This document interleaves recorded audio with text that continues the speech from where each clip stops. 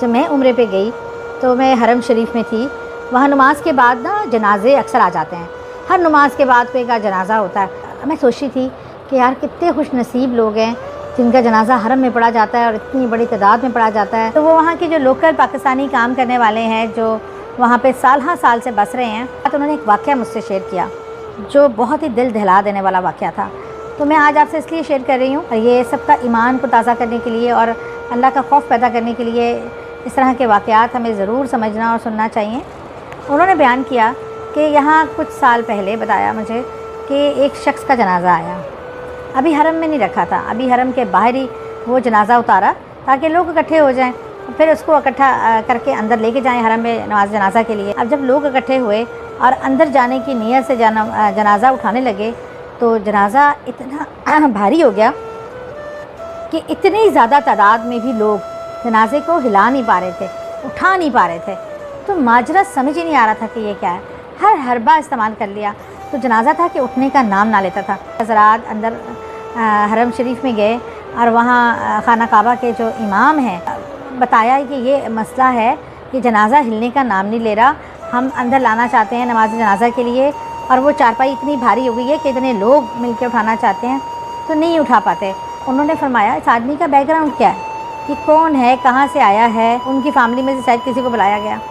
تو انہوں نے کہا کہ جی یہ شخص سعودیہ کا تو نہیں ہے پر 40 سال سے سعودیہ میں رہ رہا ہے, یہاں بزنس ہے اس کا ٹھیک ٹھاک ویل آف.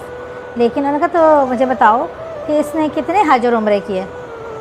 اس کے بیٹے نے بڑا شرمسار سا ہو کے کہا کہ میں آپ سے جھوٹ نہیں بول سکتا, انہوں نے 40 سال میں کبھی کوئی حج اور عمرہ نہیں کیا. صاحب حیثیت تھے, حرم کے پاس رہتے تھے. انہوں نے کہا اچھا کبھی چلو دعا کے لیے آئے ہوں گے یا وہ سلام پھیرنے آئے ہوں گے کچھ اس طرح. انہوں نے کہا نہیں, کبھی بھی انہوں نے نہ دعا کے لیے حاضری دی نہ سلام کرنے کے لیے. وہ ایک دم سوچ میں پڑ گیا. پھر اس کے بعد میں بھی حیران تھا کہ ایسے کیسے ہو گیا.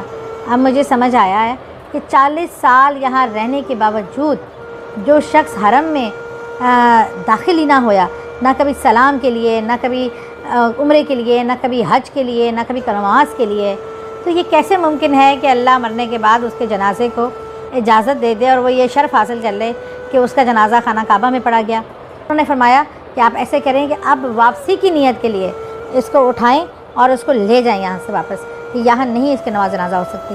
بہرحال عزیز و اقارب نے بڑا روئت ہوئے کہا کہ آپ کچھ معاملہ رحم فرمائیں. انہوں نے کہا یہ میرا معاملہ نہیں ہے, یہ اللہ کا معاملہ ہے, تو اس لیے آپ واپسی کی نیت سے اٹھائیں, میں اجازت نہیں دے سکتا جس کو اللہ نہ اجازت دے رہا ہو.